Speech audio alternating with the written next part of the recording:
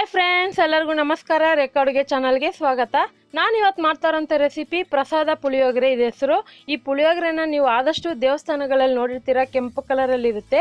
ಅದರಲ್ಲೂ ಈ ಧನುರ್ಮಾಸದಲ್ಲಿ ನೀವು ದೇವರ ನೈವೇದ್ಯಕ್ಕೆ ಕೂಡ ಮಾಡ್ಕೋಬೋದು, ಇಲ್ಲಾಂದರೆ ಬೆಳಗ್ಗೆ ನಾಷ್ಟಕ್ಕಾದರೂ ಮಾಡ್ಕೋಬೋದು. ತುಂಬ ಸಿಂಪಲಾಗಿ ಮಾಡೋದು.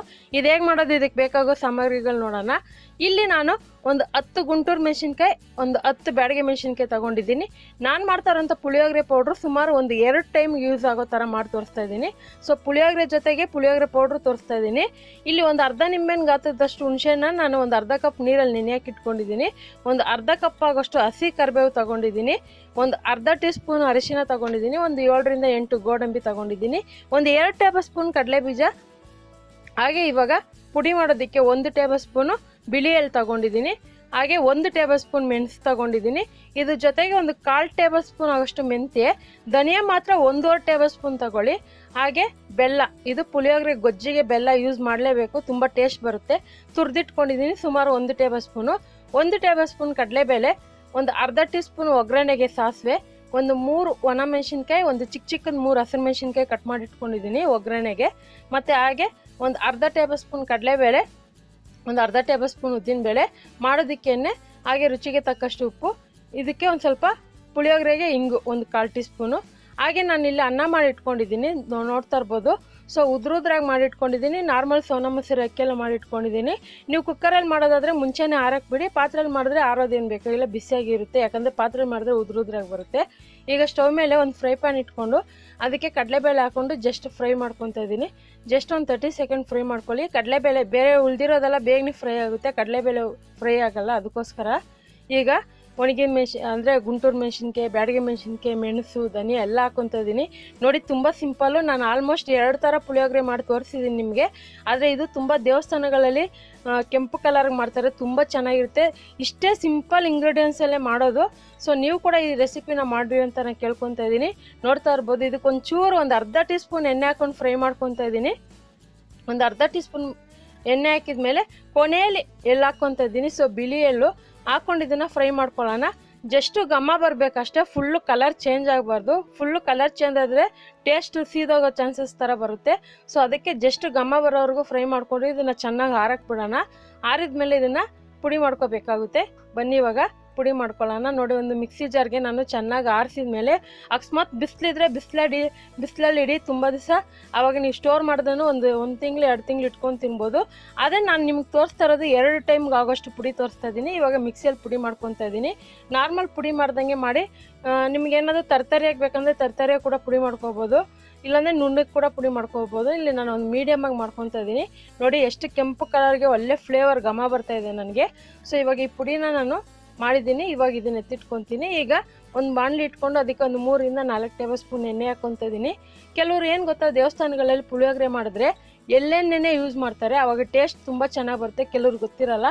ಮತ್ತು ತುಪ್ಪದಲ್ಲಿ ಕೂಡ ಮಾಡ್ತಾರೆ, ಅದು ಕೂಡ ಟೇಸ್ಟ್ ಚೆನ್ನಾಗಿರುತ್ತೆ. ಇವಾಗ ಇದಕ್ಕೆ ಕಡಲೆ ಬೀಜ, ಗೋಡಂಬಿ ಎಲ್ಲ ಹಾಕ್ಕೊಂಡು ಹುರ್ಕೊತಾ ಇದ್ದೀನಿ. ಸೊ ನಾನಿಲ್ಲಿ ಒಗ್ಗರಣೆಯಲ್ಲಿ ನಿಮಗೆ ಆಗ್ತಾ ಇಲ್ಲ, ಡೈರೆಕ್ಟಾಗಿ ಇದನ್ನು ಫ್ರೈ ಮಾಡಿ ಎತ್ತಿಟ್ಕೊತೀನಿ. ನೋಡಿ, ನಾನು ಮಾಡ್ತಿರೋದು ತುಂಬ ಡಿಫ್ರೆಂಟಾಗಿ ನಿಮ್ಗೆ ಈಸಿ ಆಗುತ್ತೆ. ನಿಮಗೆ ಈ ಥರ ಮಾಡೋಕ್ಕೆ ರಿಸ್ಕ್ ಅನಿಸಿದ್ರೆ ಒಗ್ಗರಣೆಯಲ್ಲಿ ಕೂಡ ಕಡಲೆ ಬೀಜ, ಗೋಡಂಬಿ ಹಾಕೋಬೋದು. ಸೊ ಅದೇ ಎಣ್ಣೆಯಲ್ಲಿ ಕರಿಬೇವು ಕೂಡ ಹಾಕ್ಕೊಂಡು ಫ್ರೈ ಮಾಡ್ಕೊತಾ ಇದ್ದೀನಿ. ಇದನ್ನು ಮಾಡಿ ಎತ್ತಿಟ್ಕೊತೀನಿ ನಾನು. ನೋಡಿ, ಇವಾಗ ಈ ಥರ ಚೆನ್ನಾಗಿ ಕ್ರಿಸ್ಪಿ. ಆದಷ್ಟು ಕರಿಬೇವು ಜಾಸ್ತಿ ಹಾಕ್ಕೊಳ್ಳಿ, ಪುಳಿಯೋಗರೆಗೆ ತುಂಬ ಚೆನ್ನಾಗಿ ಬರುತ್ತೆ. ಸೊ ಈ ಕರಿಬೇವು ಸೊಪ್ಪಲ್ಲಿ ಎತ್ತಿಟ್ಟಿದ ಮೇಲೆ ಸೊ ಅದೇ ಬಾಣಲೆಯಲ್ಲಿ ಇವಾಗ ಒಗ್ಗರಣೆ ಮಾಡ್ಕೊಳ್ಳೋಣ. ಇದಕ್ಕೆ ಕಡಲೆಬೇಳೆ, ಮತ್ತು ಉದ್ದಿನಬೇಳೆ ಹಾಕ್ಕೊತಾ ಇದ್ದೀನಿ. ನಾನು ಹೇಳ್ದಂಗೆ ನಿಮಗೆ ಕಡಲೆ ಬೀಜ ಕೂಡ ಇದರಲ್ಲೇ ಹಾಕೋಬೋದು, ಗೋಡಂಬಿನೂ ಇದರಲ್ಲೇ ಹಾಕೋಬೋದು. ಸೊ ನಾನು ದೇವಸ್ಥಾನಗಳಲ್ಲಿ ಮಾಡೋ ಥರನೇ ನಿಮ್ಗೆ ಮಾಡಿ ತೋರಿಸ್ತಾ ಇದ್ದೀನಿ. ಇವಾಗ ಇದಕ್ಕೆ ಸಾಸಿವೆ ಹಾಕ್ಕೊತಾ ಇದ್ದೀನಿ. ಸೊ ಕಡಲೆಬೇಳೆ, ಉದ್ದಿನಬೇಳೆ ಎಲ್ಲ ಸ್ವಲ್ಪ ಲೈಟಾಗಿ ಫ್ರೈ ಆಗಲಿ. ಇದಕ್ಕೆ ಹಸಿರು ಮೆಣಸಿನ್ಕಾಯಿ, ಒಣಮೆಣಸಿನ್ಕಾಯಿ ಹಾಕ್ಕೊತಾ ಇದ್ದೀನಿ. ಯಾಕಂದರೆ ನಾವು ಪುಡಿಯಲ್ಲಿ ಒಣಗಿದ ಮೆಣಸಿನ್ಕಾಯಿ, ಗುಂಟೂರು ಮೆಣಸಿನ್ಕಾಯಿ ಹಾಕ್ಕೊಂಡಿದ್ದೀರಲ್ವ, ಅದರಲ್ಲಿ ಖಾರ ಇರುತ್ತೆ. ಇದಕ್ಕೆ ಒಂದು ಸ್ವಲ್ಪ ಲೈಟಾಗಿ ಹಾಕ್ಕೊಳ್ಳಿ. ಜಾಸ್ತಿ ಒಗ್ಗರಣೆಗೆ ಒಣಗಿದ ಮೆಣಸಿನ್ಕಾಯಿ, ಹಸಿ ಮೆಣಸಿನ್ಕಾಯಿ ಹಾಕೋಕ್ಕೆ ಹೋಗಬೇಡಿ, ಅದರಲ್ಲೇ ಖಾರ ಅಂಶ ಇರುತ್ತೆ. ಈಗ ಇದರಲ್ಲೇ ಒಂದು ಸ್ವಲ್ಪ ಇಂಗು ಮತ್ತು ಅರಿಶಿನ ಪುಡಿ ಹಾಕ್ಕೊತಾ ಇದ್ದೀನಿ. ಹಾಕಿದ್ಮೇಲೆ ಹುಣಸೆಹಣ್ಣು ನಾನು ನೆನೆ ಹಾಕಿದ್ನಲ್ಲ, ಅದನ್ನು ಚೆನ್ನಾಗಿ ಕ್ಯೂಚ್ಕೊಂಡು ಅದ್ರ ರಸ ಹಾಕ್ಕೊತಾ ಇದ್ದೀನಿ. ನೋಡ್ತಾ ಇರ್ಬೋದು. ಸುಮಾರು ಒಂದು ಅರ್ಧ ಕಪ್ ನೀರಿಗೆ ಹುಣಸೆಹಣ್ಣು ನೆನೆ ಹಾಕಿದ್ದೆ ನಾನು.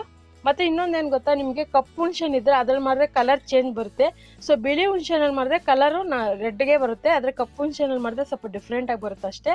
ಇದಕ್ಕೆ ಬೆಲ್ಲ ಹಾಕ್ಕೊತಾ ಇದ್ದೀನಿ ಮತ್ತು ಉಪ್ಪು ಹಾಕ್ಕೊತಾ ಇದ್ದೀನಿ. ಹಾಕ್ಕೊಂಡು ಇದನ್ನು ಮೀಡಿಯಮ್ ಫ್ಲೇಮಲ್ಲಿ ಇಟ್ಕೊಂಡು ಎಣ್ಣೆ ಬಿಡೋ ಥರ ಕುದಿಸ್ಕೊಳ್ಳೋಣ. ಸ್ವಲ್ಪ ಗೊಜ್ಜು ಗಟ್ಟಿಯಾಗಬೇಕು. ನೋಡ್ತಾ ಇರ್ಬೋದು. ಇವಾಗ ಇದನ್ನು ಗಟ್ಟಿಯಾಗಕ್ಕೆ ಬಿಡೋಣ. ನೋಡಿ ಇವಾಗ ಎಣ್ಣೆ ಚೆನ್ನಾಗಿ ಬಿಟ್ಟು ಹುಳಿ ಗೊಜ್ಜು ಕೂಡ ತಯಾರಾಗಿದೆ. ಈಗ ಸ್ಟವ್ನ ಏನು ಮಾಡಬೇಕಂದ್ರೆ ನೀವು ಸಿಮ್ಮಲ್ಲಿ ಇಟ್ಕೊಂಡ್ಬಿಡಿ. ಸ್ಟವ್ ಸಿಮ್ಮಲ್ಲಿ ಇಟ್ಕೊಂಡು ಅನ್ನ ಹಾಕ್ಕೊತಾ ಇದ್ದೀನಿ. ನೀವು ಕೇಳ್ಬೋದು ಏನು ಮೇಡಮ್ ನೀವು ಪುಳಿಯೋಗರೆ ಪೌಡ್ರ್ ಹಾಕಿಲ್ಲ ಅಂತ. ನೀವು ಬೇಕಂದರೆ ಪುಳಿಯೋಗರೆ ಪೌಡ್ರ್ ಹಾಕಿ ಗೊಜ್ಜು ಮಾಡಿ ಕೂಡ ನೀವು ಎತ್ತಿಟ್ಕೋಬೋದು. ಒಂದು ವಾರವರೆಗೂ ಗೊಜ್ಜಿರುತ್ತೆ. ಸೊ ನೀವೆಲ್ಲದೂ ಹೊರಗಡೆ ಹೋದಾಗ ಕೂಡ ಮಾಡಿ ಎತ್ಕೊಂಡು ಹೋಗ್ಬೋದು. ನಾನು ಇಲ್ಲಿ ನಿಮಗೆ ಡಿಫ್ರೆಂಟಾಗಿ ತೋರಿಸ್ತಾ ಇದ್ದೀನಿ. ಈ ಹುಳಿ ಗೊಜ್ಜಲ್ಲಿ ಅನ್ನ ಎಲ್ಲ ಮಿಕ್ಸ್ ಮಾಡಿದ ಮೇಲೆ ಇದ್ರ ಮೇಲೆ ನಾನು ಇನ್ನೇನು ಗೋಡಂಬಿ, ಕಡಲೆ ಬೀಜ, ಕರಿಬೇವೆಲ್ಲ ಫ್ರೈ ಮಾಡಿದ್ನಲ್ಲ ಅದೆಲ್ಲ ಹಾಕ್ಕೊತಾ ಇದ್ದೀನಿ. ಈ ಥರ ಮಾಡೋದ್ರಿಂದ ನಿಮಗೆ ಪುಳಿಯೋಗರೆ ತಿನ್ನುವಾಗ ಆ ಕ್ರಿಸ್ಪಿಯಾಗಿರೋ ಕಡಲೆ ಬೀಜ, ಕರಿಬೇವು, ಗೋಡಂಬಿ ಎಲ್ಲ ಸಿಗುತ್ತೆ, ತುಂಬ ಚೆನ್ನಾಗಿರುತ್ತೆ. ಆಮೇಲೆ ನೀವು ಹುಣಸೆ ಗೊಜ್ಜಿಗೆ ಪುಳಿಯೋಗರೆ ಪೌಡ್ರ್ ಹಾಕಿ ಜಸ್ಟ್ 1 ನಿಮಿಷ ಕುದಿಸಿ ಆನಂತರ ನೀವು ಅನ್ನ ಮಿಕ್ಸ್ ಮಾಡ್ಬೋದು. ಇಲ್ಲಾಂದರೆ ನಾನು ತೋರಿಸ್ತಾ ಇದ್ದೀನಲ್ಲ ಅದೇ ಥರ ನೀವು ಜಸ್ಟ್ 2 ಟೇಬಲ್ ಸ್ಪೂನ್ ಹಾಕ್ಕೊಂಡಿದ್ದೀನಿ. ನಾನು ಮಾಡ್ತಾರೋ ಅನ್ನದಲ್ಲಿ ಮಿನಿಮಮ್ ಒಂದು 3 ಜನಕ್ಕೆ ಟಿಫನ್ ಆಗುತ್ತೆ. ಮತ್ತು ಈ ಪುಡಿನ ನೀವು ಒಂದು ಬಾಕ್ಸಿಗೆ ಹಾಕಿಟ್ಕೊಂಡೆ ಮಿನಿಮಮ್ 1 ತಿಂಗಳು 2 ತಿಂಗಳು ಇಟ್ಕೊಬೋದು. ಆದರೆ ನಾನು ಮಾಡಿ ತೋರಿಸ್ತಾ ಇರೋದು 2 ಟೈಮ್ಗೆ ಆಗೋಷ್ಟು. ಸೊ ಇವಾಗ ನೋಡಿ ಚೆನ್ನಾಗಿ ಮಿಕ್ಸ್ ಮಾಡಿದ್ದೀನಿ. ಮಿಕ್ಸ್ ಮಾಡಿದ್ಮೇಲೆ ಸ್ಟವ್ ಆಫ್ ಮಾಡಿಬಿಡಿ. ಯಾಕಂದರೆ ಆ ಬಿಸಿಗೆ ಎಲ್ಲ ಮಸಾಲೆ ಎಲ್ಲ ಇಟ್ಕೋಬೇಕು. ಮತ್ತು ಈ ಪುಳಿಯೋಗರೆನ ಕಲಸಿದ ತಕ್ಷಣ ತಿಂದರೆ ಅಷ್ಟು ಟೇಸ್ಟ್ ಬರೋಲ್ಲ. ಒಂದು ಸ್ವಲ್ಪ ಹೊತ್ತು ಬಿಡಿ, ಅದು ಚೆನ್ನಾಗಿ ಅನ್ನಕ್ಕೆ ಉಪ್ಪು ಖಾರ ಪುಳಿಯೋಗರೆ ಫ್ಲೇವರ್ ಎಲ್ಲ ಚೆನ್ನಾಗಿ ಬರುತ್ತೆ. ನೋಡೋದ್ರಲ್ಲ ಇವತ್ತಿನ ರೆಸಿಪಿ ಇಷ್ಟೇ.